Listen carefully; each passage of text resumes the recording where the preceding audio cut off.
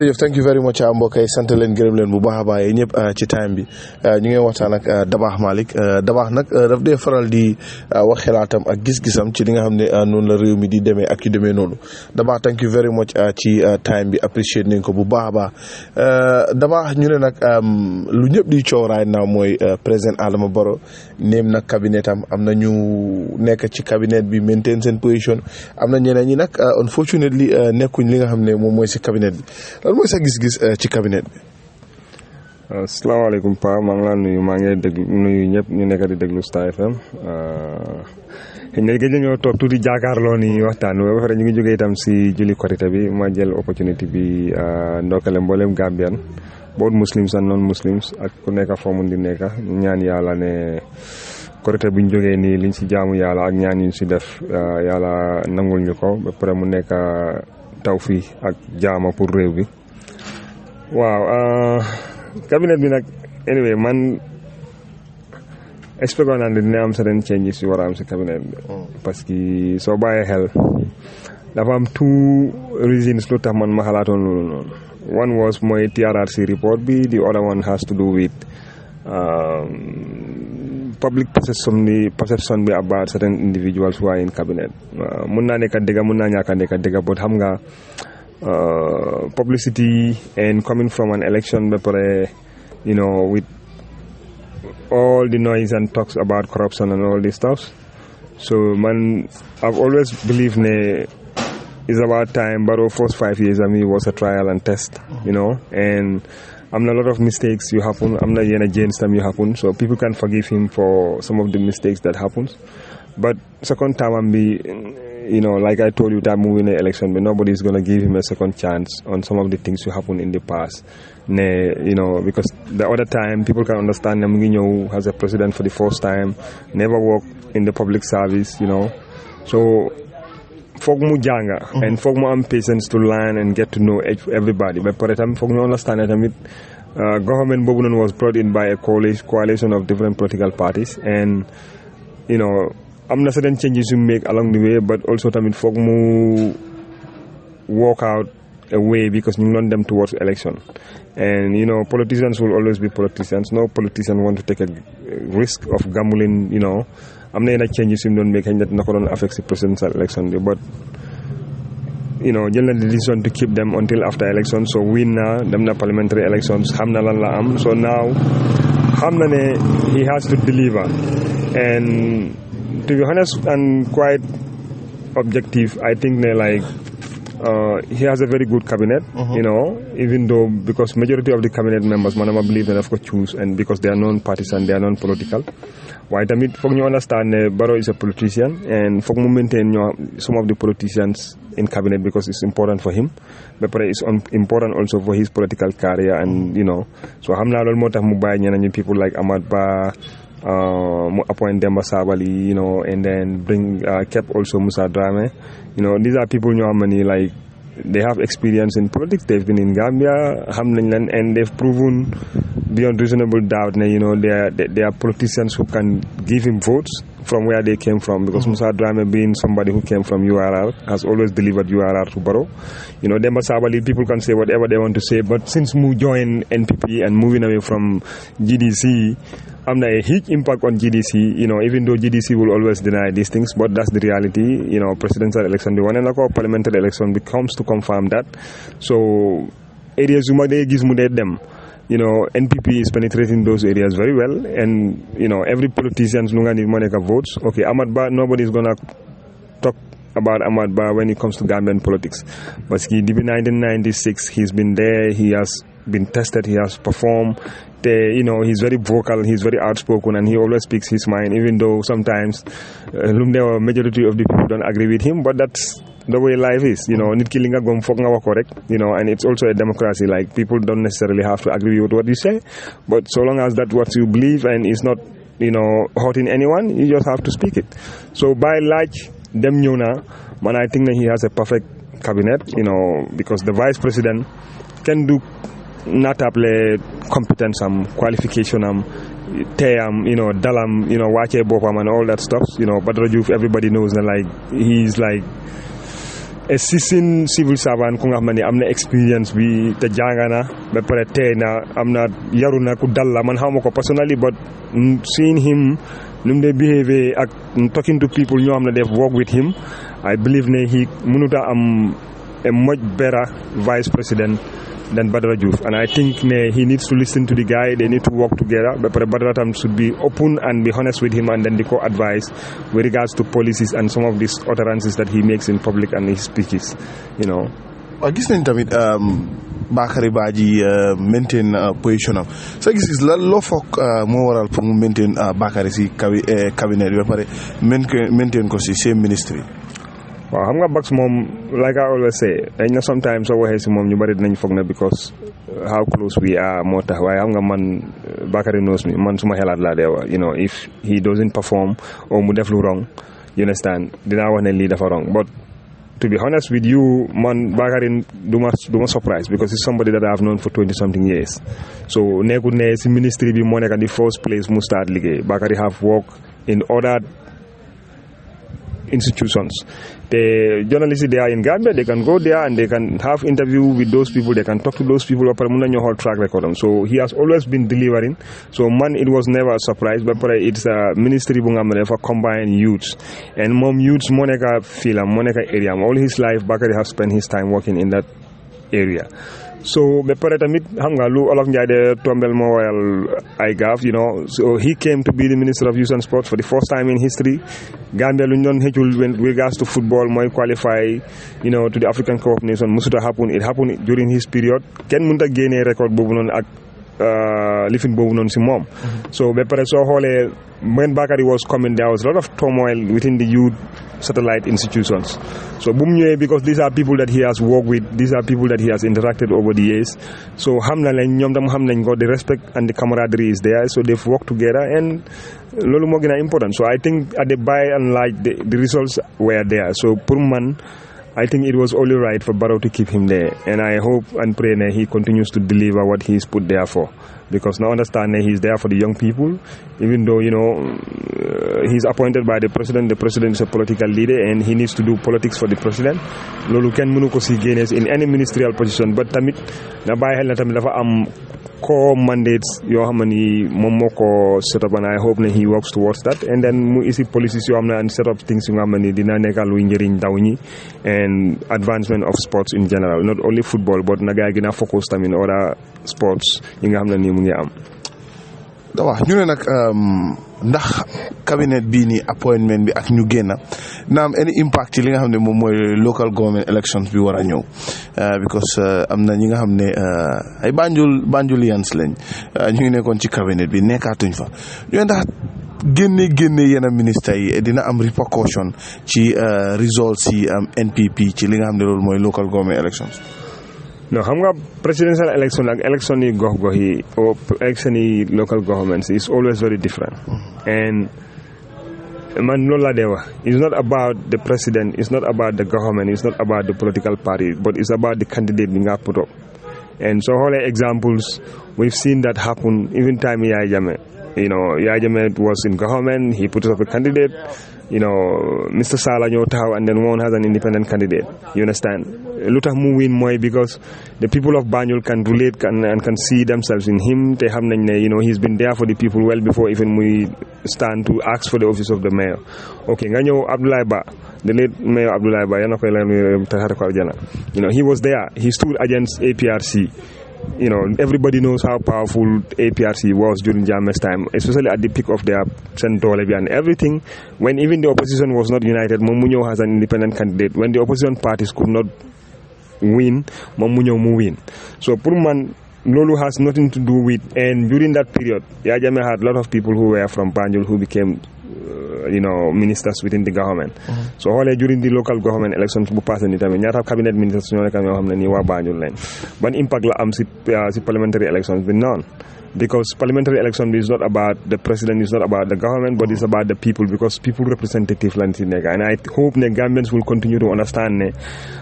parliamentary elections is not about the government, it's not about political parties, it's about the people ñuy taxaw xool leen koo xam ne is competent, whether he is running on a government ticket or he's running as an independent or he's running as an opposition. If the person is competent and has been there for the community and gis ngeen ko mu deliver even when entrust lañ ko anything, I think you should give those kind of people the opportunity pour ñu saaf lañ, parce que loolu moo nekk seen njëriñ, but not only ne kii si government bi la bokk or si political party bi ni la bokk xaaral ma sànni ko kartaan all that stuff. So pour man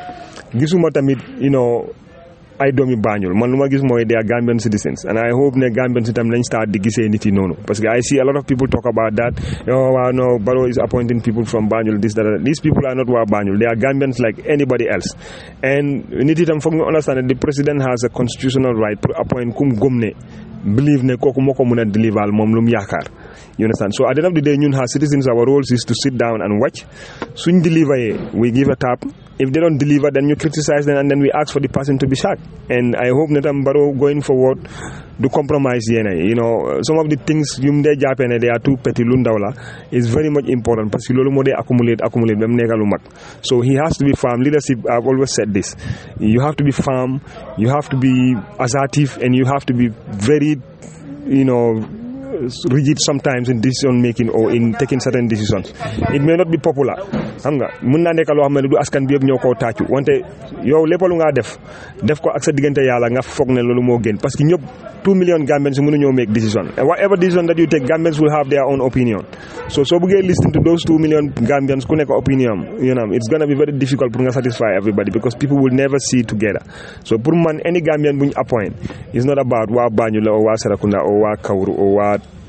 Kiang or waa Nyomi. He's a Gambian or she's a Gambian, and when they are qualified and they are competent to hold public offices, they need to be appointed. Man, that's what I feel. So pour man gisuma lolu mu am impact in the upcoming mayoral elections or local government elections. What is important is I hope political parties will choose people and they will listen to people in those communities when they are selecting people that they want to run under their tickets. Without lolu tamit parties will continue to fail because niti ñoo moom seen carte. You cannot force anybody to vote for a candidate boo xam ne buur koo saanil. So in their decision making, I know politicians will always go and lobby wante nañ bàyyi niti ñu tànn ñoom ku leen gënal ñu support kooku noonu saanil ko kooku ñëw liggéey and then ñu am results. Loolu mooy important. Dabahk Malick moom la ñu waxtaanal ñu ne nag ali kalaj bi mooy ndax président Barrow delloo na njukkal ñi nga xam ne ñoom ñooy coalition partners ci li nga xam ne moom mooy cabinet bu mu taxawal. ñeneen ñu ne waaw time still am na place du jee, ñeneen ñu ne daal waa ji daal door na di beddeeku ci ron gaay. waaw nga man sometimes lu ma dee mënta understand mooy coalition man gëmuma ne dañ ko dee form based on lan laa mën a am. Understand nga ma gëm ne coalition dañ ko form parce que dañ bokk a gis-gis naka lañ war a doxalee réew bi, ñu bokk benn agenda. Understand nga so te man li ma gëm mooy doomi réew bu nekk mën ngaa saaf sa country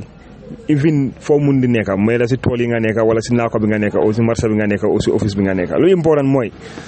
in as much as Barrow wants to appoint people, Barrow cannot appoint all the 2 million Gambians yu dëkk Gambia.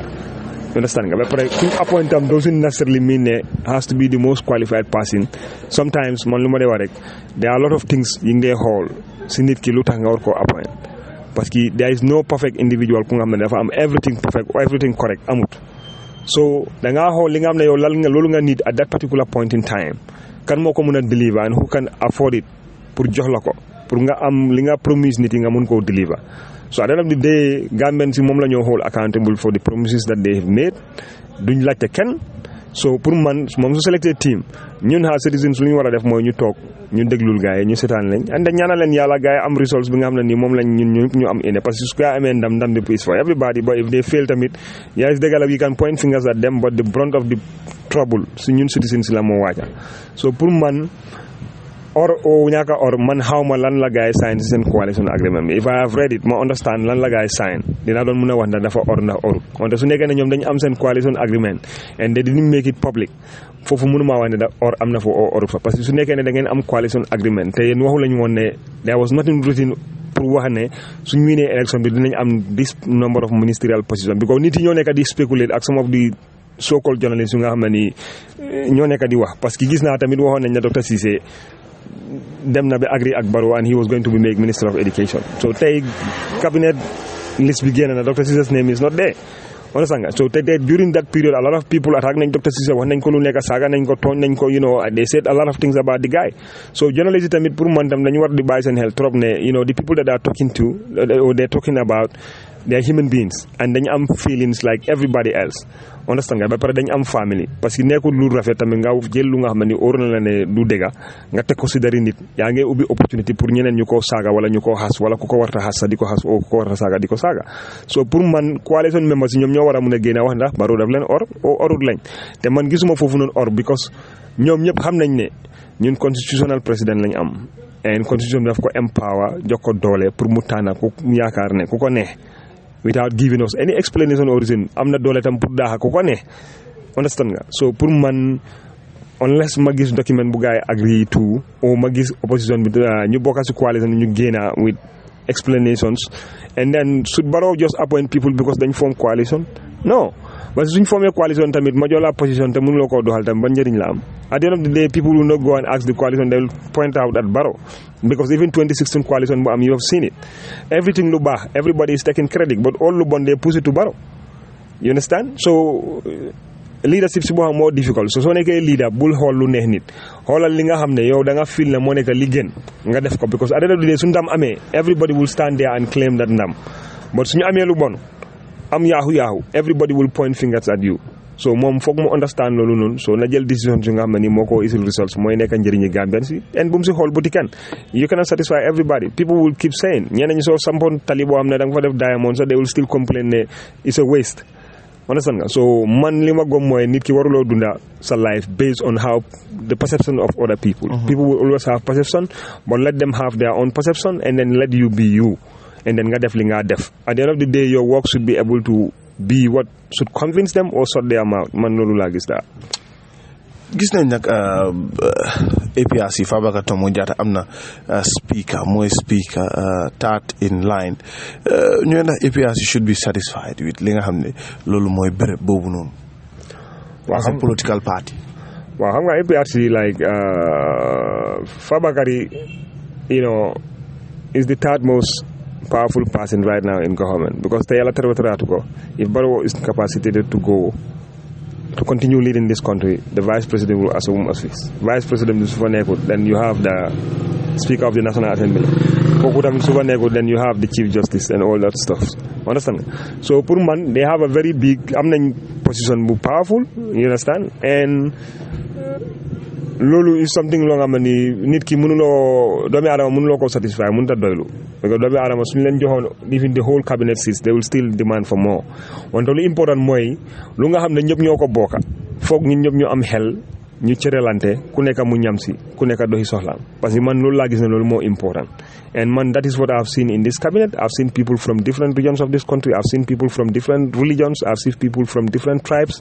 I've seen people from different genders and loolu moo important. The reality moo nekk like mënuñoo appoint every Gambian because every Gambian am na right pour ekkati loo xam ne nañ ma appoint wante ñun ñëpp mënuñoo nekk ministers ñun ñëpp mënuñoo nekk speaker of the National Assembly so foog ñu tànn kenn among us ñu jox ko position bi nekkul ne moom moo gën si ñun ñëpp wala moom moo gën a jàng wala moom moo ko gën a yelloo non cër la bu nga xam ne nii out of 2 million people su président bi jëlee si cër boobu noonu yàlla jox ko mu jox Gambian through the Gambians mu jox la si I think everybody should be content with that. Because APRC is not only the coalition member bu nekk foofu noonu you have other political parties ñeneen ñi amuñ benn position bu gaay hold and still they are there so pour man saaf sa dëkk doesn't necessarily mean that you have to occupy positions because am na ñu bari ñu occupy positions but they are not serving this country they are serving themselves understand nga so am na ñu nga xam ne occupy benn position but they are doing so well for this country understand nga te kenn du leen fay salary wante lu ñoo def seen poste seen doole la ko gars yi di génnee di jox di def te kenn du ko yëg kenn du ko xam am na ñoo xam ne nag koo xam ne ñun ñu ngi leen jox everything but yet still they are not delivering anything so pour man content o ñàkk a content loolu moom des na si APRC ñoom ñoo xam naka la ko gars yi di géejee but I don't think ne they should join the coalition government because dañ bëgg a feel ne they will content because government bi amut lu moo jox gars yi loo xam ne mun naa doy gars yi and ba pare loo xam ne ñëpp a ko bokka suñ na si cëralee ba recognize la I think you should acknowledge that ba pare you should be grateful parce que ñeneen ñu ko amul gënuloo lañ te gënuloo ñoo nekk doomi Gambian maybe possibly sa ñoom they are more qualified than you ne ñoo la gën a yellow place bi in terms of janga experience and all that stuff wante amuñ ko sa wërsëg la yow la ko yàlla jox soo nit ki nag lu nga xam ne ñëpp ko bokka yàlla si lu si cëralee tuuti ñu recognize la si da nga war a doylu nga sant yàlla nga accept loolu noonu den ñu liggéey has Gambians results su amee ñun ñëpp ñoo ko bokka njëriñ ñëpp la moo nekk. Dabakh ñu ne is it right pour criticize nomination ni Sidi Njie based on what happened before président Barrow ñu waatloo ko. waaw xam nga Gambian si man lu ma dee wax rek first man li ma njëkk a xool mooy lan Sidi Njie lan la is he a Gambian or not a Gambian Sidi Njie Gambian la that's one. two ma xool loi bi lan la wax si kan moo war a nekk National Assembly member ndax Sidi Njie fulfill na those criteria su ko fulfillee man I don't have a problem with that ndax Sidi Njie dafa musa dem si benn court ñu find ko guilty of anything whether criminal la or civil or whatever lu ko war a baa pour mu run even for parliament or mu run for presidency or mu hold public office amut. Understand? Okay. Nit itam foog ñu understand leena mooy in 2016 even though man agreewuma ak APRC agreewuma ak Sidi Njie but I respect what he does parce que Sidi liggéeyam la doon def. Sidi was Minister of Communication and he was responsible for the communications of government. So lu moo wax might not necessarily mean Sidi's own making but it's the position of the government and he has right to stand anywhere pour mu wax loolu noonu su ko mënut dafa resign mu dem because man sax tey su ma nekkoon Minister of Communication and I see people attack Ibrahima Silla every time for that understand nga su dul Ibrahima Silla keneen ku fa mun di nekk tamit you will always defend or say this position of government. Ibrahima Silla li moo wax nekkul necessarily ne gis-gisi Ibrahima Silla la because government especially cabinet is a collective responsibility képp ku nekk minister even soo agriwutee si cabinet paper bu ñëw release understand nga once the decision is made and the majority speaks yow si nga bokka so doo mun a daw nga ne man agreement o bokkuma non cabinet member nga soo demee bi ata xawruloo da nga resign nga bàyyi but so long as yaa ngee serve whatever decision is taken in cabinet si nga bokka it's just the same way also at the National Assembly su ñoo vote for something not all parliamentarians ñooy vote yes not all of them would vote no sometimes ñu vote yes mooy carry the majority sometimes ñu vote no mooy carry the majority but because it's a collective responsibility of everybody who is a parliamentarian collectively they should take responsibility of what happened. So Sidi man lu ma gis lu mu def in 2016 Sidi was speaking on the position of government. Understand nga? So that was not like his personal. Sidi never just before Sidi became minister Sidi was not saying those things. Sidi was not speaking like that in public. Sidi was not talking to media houses like that. But the fact that de facto position boom occupy gives him the mandate and the authority to speak on behalf of government. So if people cannot differentiate what the stand of government is and what personal stands are, then a lot of people will be held accountable for what they did. Understand nga? But ba pare Sidi tam lu mu def noonu lan naka la tuddaati su nekkee dafa commit crime why didn't they take him to court pour ñu prosecute ko for those things? Understand nga? So long as man loolu amut I feel he's a young person te su nekkee ne parliament la Sidi am na experience because nekk na National Assembly almost 12 years Sidi grow up at the National Assembly depuis moo nekk xale ba tollu fu mu tollu so he has the experience ñu ko nekk di attaque nii yëpp I can tell you ne Sidi can better perform than them at the National Assembly parce que moo leen ko gën a xam su leen neexee nag ñu gën koo jànga am masters if they become parliamentarians tey even the standards order of the National Assembly xamuñ ko Sidi knows it better than them so nit ki because gisu bokkuloo moom gis-gis bul ko just attack for the sake of attacking parce que ñoom ñu bari ñu ko attack they have committed crimes yu gën a worse than lu Sidi def and still they have the audacity to come and talk to Gambians ñu ngi leen jox opportunity and they are speaking their mouth journalists are interviewing them they are talking some of them or some of their relatives have done worse things than Sidi because some of them am nañ family members yoo xam ne dañuy rey fii ay doomi Gambians some of them they've loot the resources of this country some of them they've helped Jammeh destroy the economy of this country and seize the assets of a lot of Gambians su nekkee loolu la kon ñoom ñoo nekk di first people ñoo xam ne amuñ right sa pour taxaw di wax ak Gambians ñu la ñoo déglu but lu happen na man dama feel ne anybody ku government feel ne dafa wrong government should prosecute you anybody ku feel ne tam nit daf la tooñ you should take the person to court because ñu ngi nekk in a democracy and everybody has the right to take anybody to court koo feel ne daf la tooñ and that's it ñu move on but so long as loolu amul there is no law that is barring Sidi from being nominated the president has the right pour nominate ku ko neex parce que dégg naa sax gars yi dafa war a choose from this community from that community loolu loi bi waxut loolu the law never said that so buñ ko jéem a make come like ne it's a law parce que most of the politicians who are saying that they had political parties they put up candidates during the past parliamentary elections ban Christian la gaay taxawal as a parliamentarian as a candidate amut understand nga ban passing differently challenge passing la gars taxawal as a candidate amut.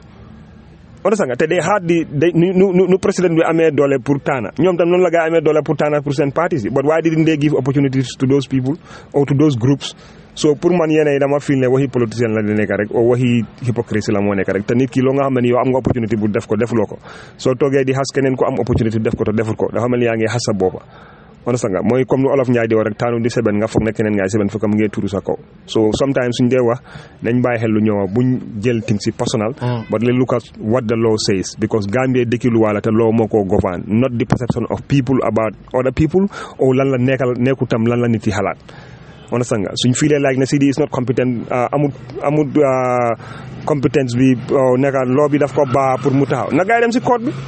simple but you cannot be on social media nekka di wax what is that gonna do loolu du tere Sidi mu nekka National Assembly member te gisuloo even though nominated nañ ko wax bi bari na tere dem na through the process of voting they have voted for him and they have endorsed him so what has that changed the only way you can change that so feeling da nga am evidence against Sidi which incriminates him lu ko war a baa pour mu taxaw pour ñu nominate ko as a parliamentarian ou pour mu nekk a deputy speaker take it to the courts you know. ñu ne nag parliamentary elections bi bu mu passé ba results yi am ba tey ñu réew mi daal saf na sàpp indil kii yóbbul kii dóoral ma kii mbéjal ma kii ñu ne ndax fu mu nekk nii nag it's not about democracy or freedom of speech léegi nag it's about ku nekk rek def li la neex. waaw xam nga ne ndax réew mi léegi foofu la toog. waaw xam nga man suma problème with a lot of people moo nekk like double standards buñ dee play and man that's why I have a problem with a lot of people suñ ne dañoo bil suñ démocratie nañ dem ñu xool lan la démocratie entails ak lan mooy démocratie force ñu understand suñ ne dañoo bil freedom of speech dañ dem ñu xool lan la freedom of speech umba ak lan moo nekk di criteria ak lan moo nekk di characteristics of freedom of speech and loolu moo taxoon man ma wax ne the draft constitution bu gaa yi indi woon man suñu woon I will not vote for that draft constitution te suñ ko indiwaatee nu mu mel tamit I will vote against it and I will campaign for people to vote against it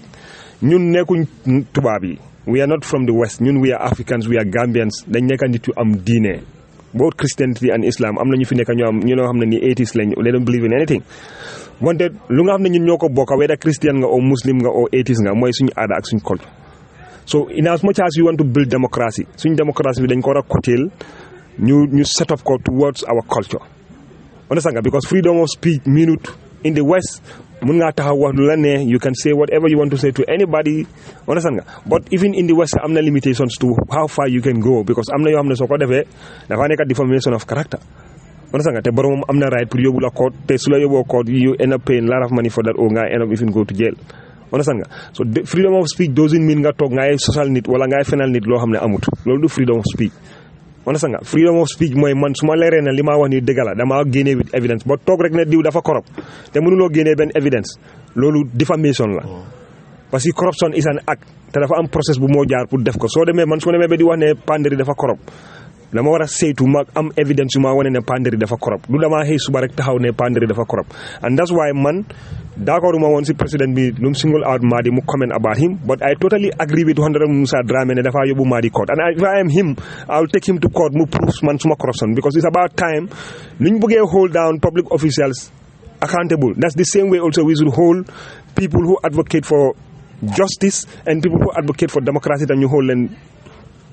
to account for their actions and their words you understand because Musa Dramé like Madi papa la dafa am i doom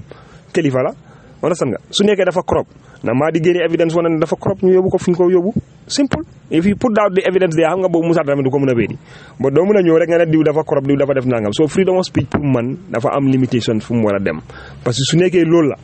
every day ku nekk mun naa xëy mu saaga nit ku nekk mun naa xëy mu tuumal nit ku nekk mun naa xëy mu wax nit so tey nag mun nañ koo wax kenn nga tàccu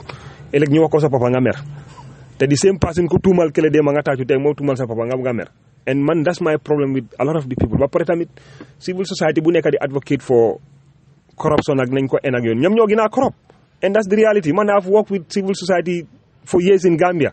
xam nañ naka lañ di organiser workshop yi organise workshop ngay binda Trinity doo binda amende si you they sign you nga binda fa amende bi after they have gone home you understand so a lot of these people ñu nekk di manage NGOs yi yëpp they are all corrupt how many times la gars yi ñëw ñu génnee audited reports and they hold accountable for themselves ne Gambians ñu ngi xaalis bi ñoo ñaan on your behalf def nañ audit report mu ngi nii o xaalis bu ñu nekk di am from donors on behalf of Gambians lives yi nii la change or impact bi nii la make in society nil. So su nekkee corruption la people can stand and say a lot about most of these people ñuy taxaw di advocate for ne yëfi corruption ak democracy ak crime nangam nañ xeex corruption yeah man I believe ne we should fight corruption but how many Gambians ñoo mun a ekkati seen loxo comme lu Jesus Christ wax rek koo xam ne ni loxoom dafa set na njëkk a jël xeer mu jam but su nekkee ne man suma loxo setut ma ne dama bëgg a ñëw nekk imam pour wax kan mun lañ war a tànn ku set naka la ñëw kan moo laa déglu because some of them man suñu dee I look at them sa dama dee ree I laugh because xamante ne you understand xam nga lu su leen ni te su nekkee ne ku nekk loo xamante ni da ngaa taxaw nga wax ko you understand xam nga la su it gets to a point bu nga xam ne ni ku nekk mun lu la neex nga taxaw nga ubbi sa gémmiñ nga wax ko people can fabricate a lot of things pour wax ko so should people believe it just because somebody said ne diw dafa corrupt rek ñu ne waa diw dafa corrupt no because some of these things cost na some of these ministers even seen position for example I will tell you the truth Mamour Ndiaye I can tell you need to do a greater extent lu tax ñëwut back in cabinet mooy di perception bu people bi am about him ne dafa corrupt te kenn ba léegi mënul laa génneel tangible evidence pour wala ne this is the act of corruption bu mu def understand nga so man sometimes tamit dama day blame tamit ñu nga xam ne su ñoo build démocratie let's play by the rules ñi nga xam ne tam ñu ngi la ñoo tuumal loo xam ne ñoom xam nañ ne du dëgga yóbbu leen ñoo ñu noon code bu leen faale kenn li moo wax ebo social media mu coow ba ëllëg parce que sa reputation ak sa credibility moom la bëgg a damage te man suma reputation ak credibility am na gonna joke that for anybody su eboo Gambia ñu wax social media soo ba ngoon soo ma tuumalee loo xam ne leer na ma ne du dëgg maa yow dinañ dem court to the last and you will prove ndax man dama corrupt o man dama def lu li nga wax o defuma ko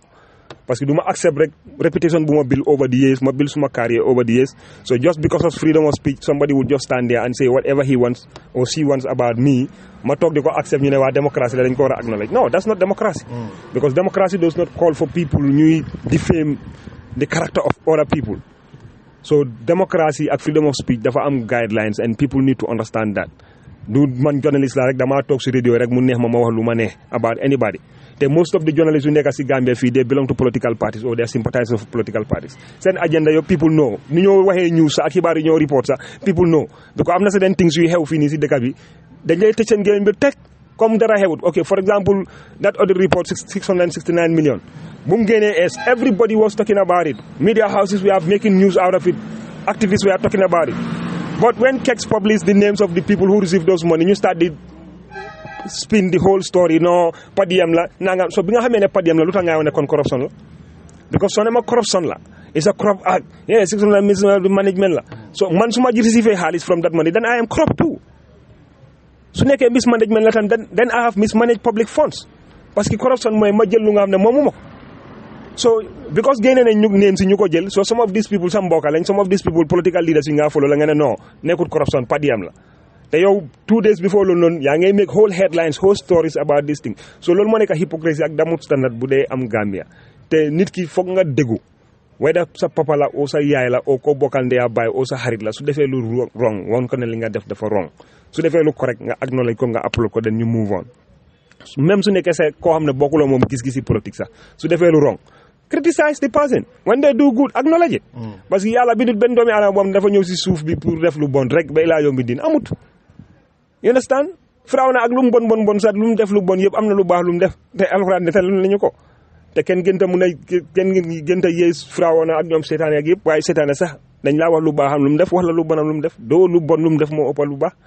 so man loolu laa gom but freedom of speech the way it is going suñ ko bàyyee noonu mu dem noonu nit yi nekk di saaga nit yi nekk di social nit yi I don't think loolu freedom of speech la man dama ne foog na yéene is ida reewaange la o iñaan nit am na position ama ko xaaral ma wax lu bon si moom pour nit yi disrespect ko o nit yi ñàkk ko feeda understand nga o nga xam ne nit yi ñoo dee toog di sos te sos moom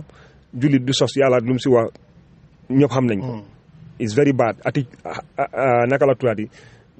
jikko bu bon la te du jikko jullit nit ki lépp lay wax rek na la leer mu óor la ne mun ngaa teg evidence wane ne lii moo happen boo dégga diw nii nangam rek nga ne dafa corrupt loolu man pour man loolu du freedom of speech waaw ñu ne ak fu réew mi tollu right now of course yaa ngi woon America ak yu demee noonu but again loo nekk America tam gaa yaa ngi fii ak yu demee noonu everyday yaa ngi ci line bi with nit ñi ñu ne ndax nag président Barrow ak nguuram gi fu mu nekk nii jamono jot na nag pour ñu def dara ci li nga xam ne loolu moom mooy bagage yi cher yi nga xam ne moo nekk ci réew mi ak yu demee noonu. mooy loolu Muri Barrow lu mu si mun rek moo nekk mu subsidize man America laa jógee most of the people ñu dee make noise yow America lañ nekk dama leen dee gis sometimes I laugh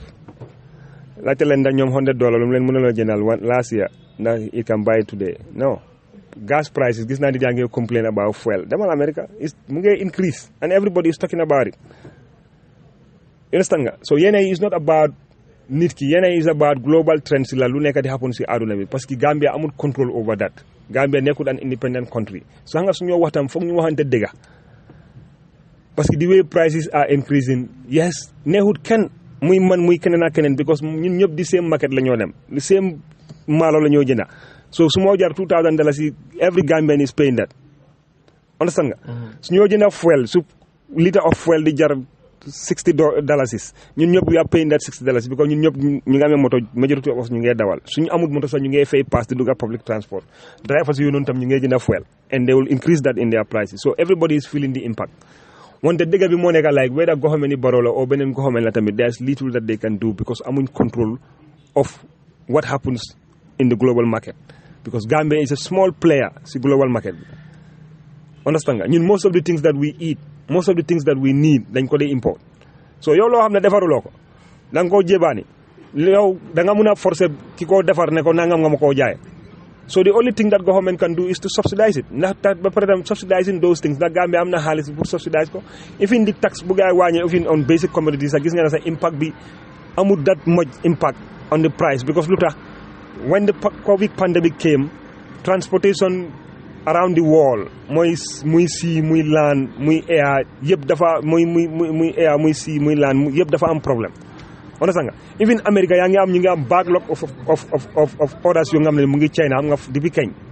mu ngi toog ba léegi mënutaa ñëw understand nga because of land because of containers shortage of containers sax mu ngi am all over the world because ñun si business sector bi lañ nekk and we know some of these challenges li ma daan jëlee bagage 40 feet container 2 years ago or a year ago it's not the same thing tey lu ma cost pour mu ñëw Gambia or pour mu dem Mali or pour mu dem Niger so it's different so sometimes ñoo wax dëgg la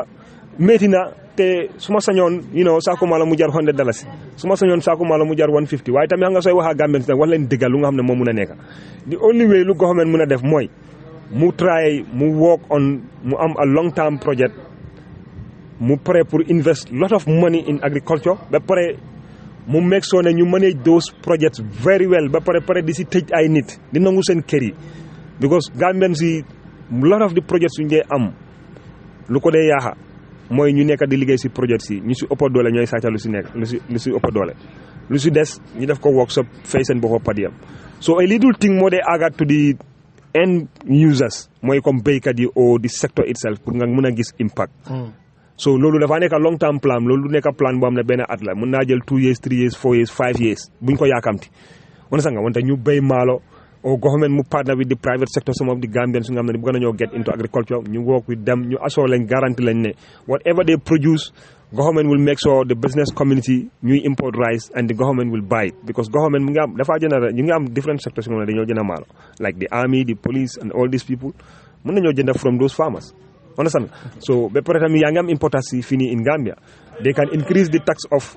the levy on the importation of rice understand to the point ne kii import mu jënd maalo bi si béykat yi Gambian bi moo ko gënal téeméer yoon dan mu import ko parce que ko importé su ñëwee dina ko jaay du jar because man su ma jëndee si béykat yi Gambian bi o Gambian farmer bi maa ko jaayee $200 yow nga import ko nga ñëw di ko jaayee $1,000 who is gonna leave maalo $200 muy dem jënd saaku maalo $1,000 understand ba pare sometimes tam is about choice parce que there are different brands of rice in Gambia but everybody wants to eat Saddam la tudda xawma naka and that rice is very starchy and it's not even healthy so boobu price am bi is way up there but you have other standard rice yu nga xam ne ni the price is way cheaper not cheap comme like before but at least 1,000 something la 1,500 1,200 1,300 you can buy those things because at the end of the day soo lekkee maalo ñun ñëpp lekka maalo doo lekka maalo nga génne sa biir mu ne man tey Saddam laa lekka but everybody thinks ne Saddam moo nekk big man food and everybody wants to eat that so sometimes pour man is about affordability yow yaa war a xool lan nga mën a afford nekkul competition aduna du competition pandari sol na jasneer does nit mean ne dama war a sol jasneer xaftaan la you understand and man loolu laa si gis daal. subsidy nag ñu ne ndax is sustainable because gis nañ fuel subsidy am na foofu gis nañ rice subsidy am na foofu noonu ak yeneen secteurs yi ñu ne ndax nguur gi tamit subsidy rek na laas. non loolu moom loolu is not sustainable ba pare sax xam nga lu tax man du ma dee like ñuy subsidize sooy subsidize you are empowering the business person but you are not empowering the ordinary citizen because xaalis boobu noonu ngay jël di ko fay di ko subsidize that product. It's coming from the taxpayers and taxpayers yi ñan la moo nekk ñun dool ñu ñaaka ñi ñun the citizens understand nga te ñun ñoo nekk di fay loolu noonu so kooku you are making the businessman to be richer but at the same time you are taking away from the poor people but the same poor people will go back and be buying those same products at the same prices because most of the times the changes with difference du dee bari so pour man yëfi subsidizing of some of these products man I don't think that is the definite solution to that maybe it could be a short term solution. Wante in the long term the most important thing lu ñu war a def mooy ñu try ñu am suñ maalo ñu béy suñ maalo man loolu laa gis ne du maalo rek Gambia needs to change suñ diet waaye Gambia needs to change suñ diet bi Gambia needs to change suñ diet bi lu ñoo lekka yaa ngi am findi yaa ngi am mbooxa yaa ngi am naka la tuddaati dugub yaa ngi am a whole lot of things yu nga xam ne ñaambi you know loolu yëpp mën nañ koo use ñu change suñ staple food bi you know tey nga koo mix tey nga lekkat maalo ëllëg nga lekkat ñaambi gannaaw ëllëg nga lekkat lii you know but everybody wants to eat rice because Gambia soo xoolee lu ñoo spend on rice is like millions or billions of dollars every year so loolu is not sustainable so loolu ñun suñ doon produce suñu rice boobu noonu I think ne xaalis boobu noonu mu des si dëkk bi mu nekk njëriñi dëkk bi mu doxal économie bi and mu create employment moo gën téeméeri junne yoon so in the long term subsidizing some of these products may be a short term policy but man I don't think that it's long term because government su ko bëggee jëlee long term it is not sustainable you know it's not sustainable. Dabakh final rek and thank you very much ci time bi mbokk yi ñu ngi waxtaan ak Dabakh Malick Dabakh final rek ñu ne ak fu réew mi toll some from the opposition camp nag ñu ngi oote pour ne li nga xam ne loolu moom mooy booloo ànd yeewi askan bi ñeneen sax ñu ne booloo ànd ak génne fi président Barrow ñu ne Dabakh ndax mi ngi ci opposition bi pour ñu nekk together ñu ne opposition yi Gambia am nañ you know that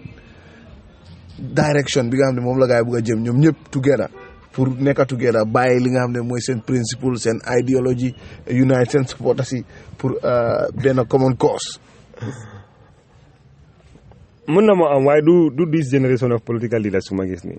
this generation of political leaders they have tried several times it didn't work even fu ñu demoon ba xala successful sax mooy 2016 but even less than 1 year down the line ñu commencé di orante you understand so that mistrust is within them so pour man if it's going to su nekkee luy happen la do this crop of politicians generation bi bu ma gis nii they need to hand over to another generation mun na nekk younger people mun na nekk tam beneen ñoo xam ne itam they are new in politics or they are new in the leadership of these parties maybe those people can reason and objectively and they can have a common ground and then you come together but man lu ma jaal moo nekk like something that they should have done in 2021 defuñ ko léegi ñu xaar ba 2021 passé so the next election is 2026 so ñoom dañoo form coalition right now nii pour prepare 2026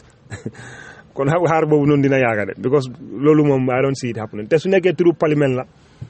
I don't think ne gars yi dinañ mën a am caucus bu strong in parliament pour go against Barrow you understand because already absolute majority bu gars yi di need even if they all come together they cannot have it that's number one pour impeach president bi they cannot have it and impeaching the president has to go through a process and go through a referendum ndax mën nañoo convince Gambians ne dañu war a vote for that understand nga ba pare amuñ they cannot even have the numbers the absolute majority are pour make some of those changes in the constitution okay I don't think the UDP dina go into coalition with the non-alliance movement of Yaya Jammeh parce que then it becomes hypocritical parce que lu gaay wax about Barrow and that's why man ma wax loolu ne victim center they need to be very serious in what they are doing and they need to be very clear in what they do. Victim Center is not a political institution. It's an organization they out there to fight for the welfare of victims under Jammeh. So they have to be very independent and very neutral. Understand nga? But lu ma mënta understand mooy because the only way they can form that coalition in parliament pour make yenn obstruction to the government mooy foog non-alliance movement bu Yaya Jammeh bi mu join naa ñi nii. So what is the difference between Sidi Njie? Sidi Njie is way better pour man than Yaya Jammeh. So if you can work with Yaya Jammeh, then what is stopping you from working with Fabakary Tombong Jatta or working with Sidi Njie? Because Sidi Njie rew nit. Sidi Njie sàccut alali Gambia. Sidi Njie demul si benn commission. You understand? Fabakary Tombong Jatta rew nit. Fabakary Tombong Jatta mënul kenn ñëwul ba tey ne dafa sàcc alali Gambia te commission am na fi boo di TRRC andi jaane commission. Gisuma fenn fuñ ko oo. Gisuma fenn fuñ wax ne sax fekkee na wala def na wala joxe na. Both him and Sidi.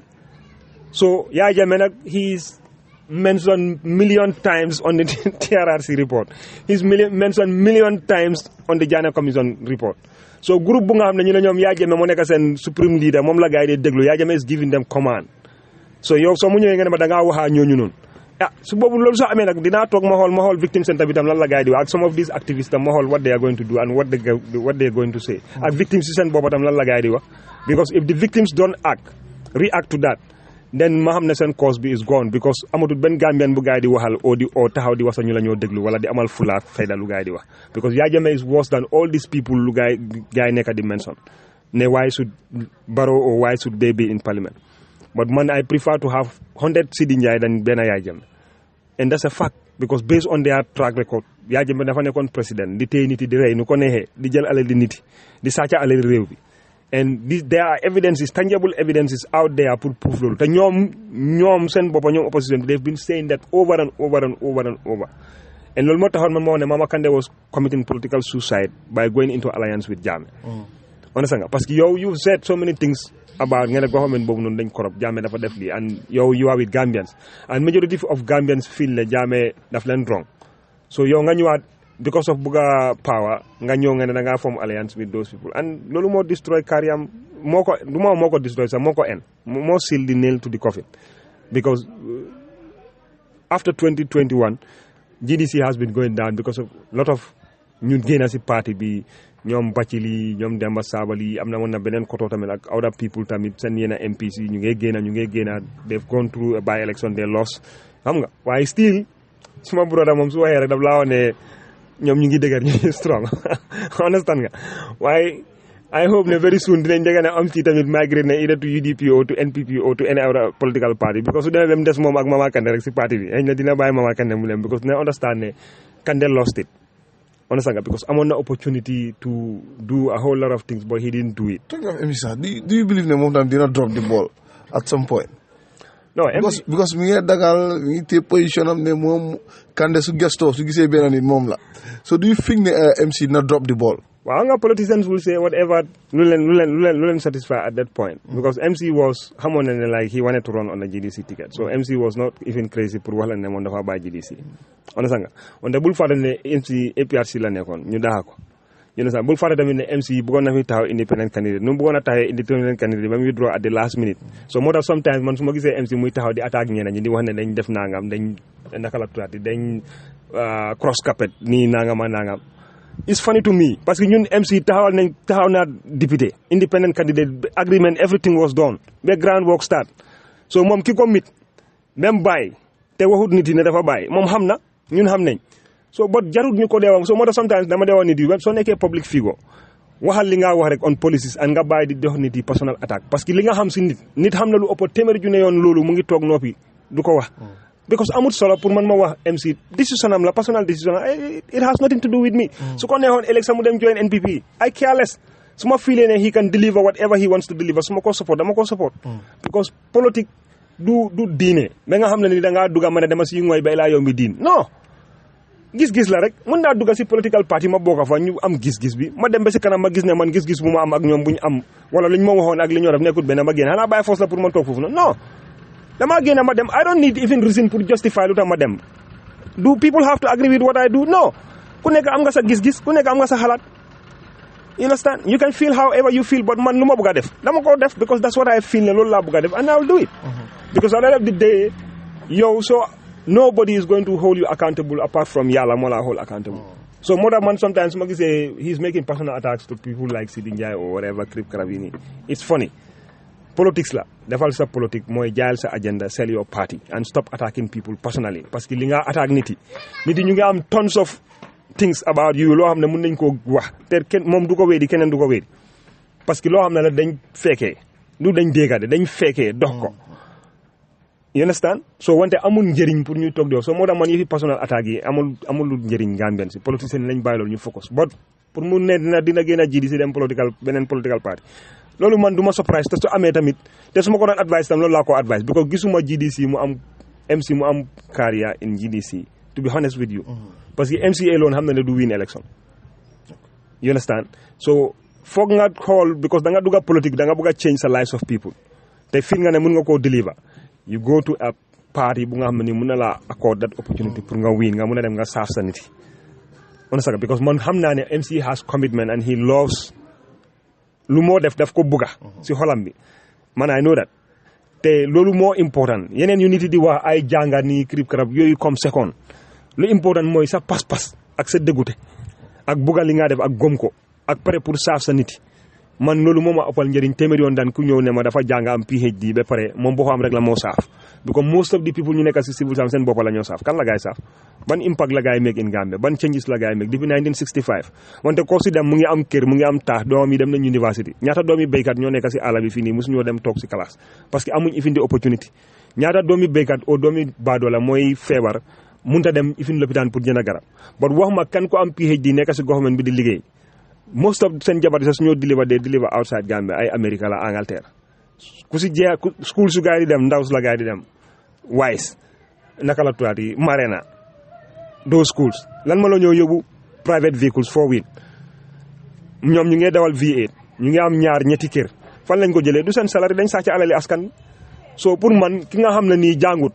te bëggut alali askan bi te mu ngi liggéeyal askan bi te kenn joxut ko dara man moo ma gënal téeméeri junne yoon ko am PhD te mu ngi sàcc alali askan bi parce que kooku mu ngi yaaxa askan bi mu ngi yaaxa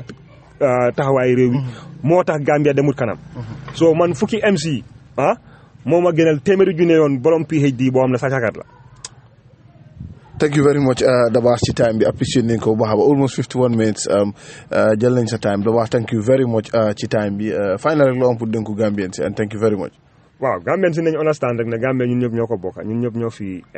ñun ñëpp ñoo rights ku nekk right bu nga am moom la sa morom am mun nañoo ñàkk a bokk ak gis-gis nag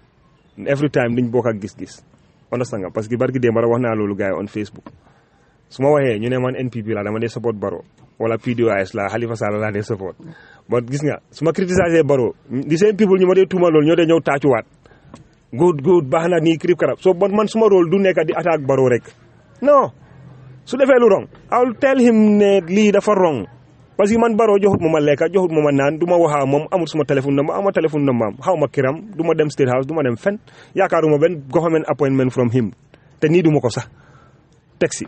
on sa nga alhamdulilah lu ndaw lu ma am doylu naa si yàlla may na ma ko depuis bu ma juddoo ba léegi musuma liggéey si government te aw ma yaakaar sax pour bind application dem liggéey government te terewut maa ngi dunda maa ngi tedda maa ngi si suma teranga lépp lu ma bugga si kaw àdduna yàlla def na ne am naa ko so soxlawu ma dara si Barrow ba taxaw di ko wax lu ko na te Barrow su ma defoon even ma nekk vice président sax wala ma nekk ministre sax wala ma nekk advice am sax déggalaa ko su ko mënut ma resign dem doxi suma soxla parce que su ma yomal xiyam moo ma gënal Barrow so the same way nu ma waxee Barrow su defee lu wrong o mu def lu baax the same way I'm going to talk about everything lu nga xam ne dama gis ne jaarut yoon it doesn't matter kan moo ko def whether opposition leader la or whatever la I will say it man suma devoir la en tant que Gambian dama am right pour wax man suma gis-gis si Gambia te loolu kenn mënul ma koo stop kenn mënul ma koo tere da ngaa mer ba bugg a dee wala nga cut off ma bul waxaatee man those are the only things loo mën a def wante doo ma dóor te doo ma saaga te doo ma xas te doo ma sosal because soo ma xasee am naa gémmiñ I can do the same soo ma saagee am naa gémmiñ mun naa koo tibee fu mu gën a ñaay wante du ma ko def parce que yarewuñ ma noonu soo ma attaqué moom moo nekk di laas ngay attaque nit doo attaquaati nit you understand so aw ma dara lu ma ruus wala lu ma ragal si nit wante su ñëwee pour dëgga dinaa ko parce que su ma deyee su ma baameel man kenn maa faa duga man kenn la malayka yi di laajte man kenn la yàlla di laajte lépp lu ma wax fii si kaw suuf so bugga lu neex nit nag because of ndiiraan bi ñu ngay jóg ne diw dafa korop nga bugga man ma wax ne diw dafa korop du ma tuumal benn doomi aadama loo xam ne amoo si firnde du ma ko def parce que lépp lu ma wax si nit su ma tëddee su ma biir baameel yàlla dina ma laajte ne waxoon nga lii si diw lan ma nekk sa firnde so bugga politicien wala bugga politicien mu toog wala bugga leneen ak leneen du tax ma defal ko nit nañ understand ne Gambie ñun ñëpp ñoo fi bokka ñooy demalante dëj ñooy tuddee wante doom ñooy demalante ngénte ñoo nekk dëkkandoor ñooy defalante lu nekka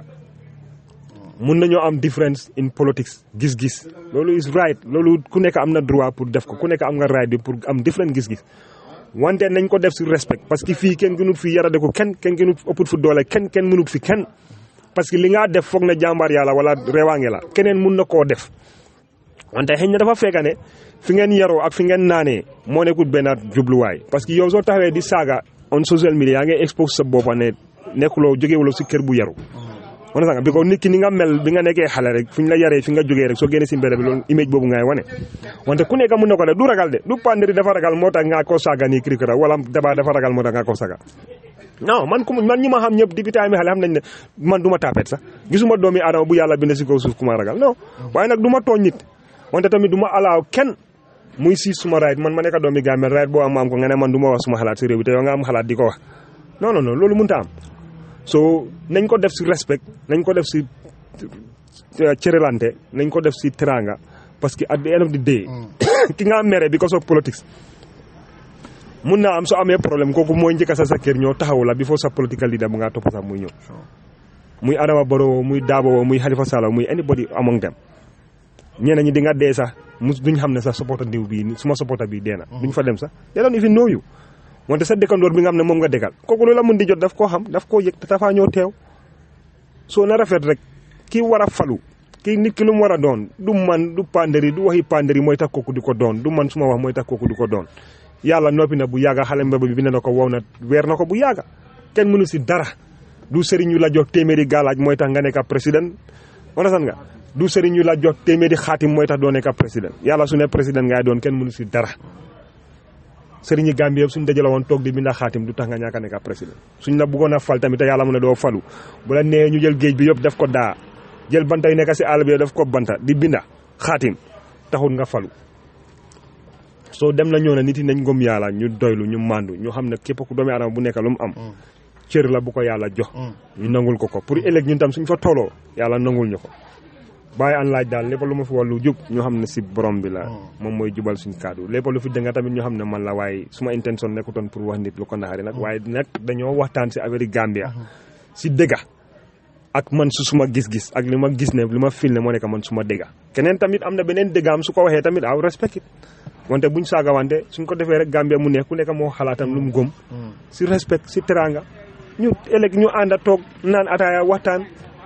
dem Gambia su demee kanam is for everybody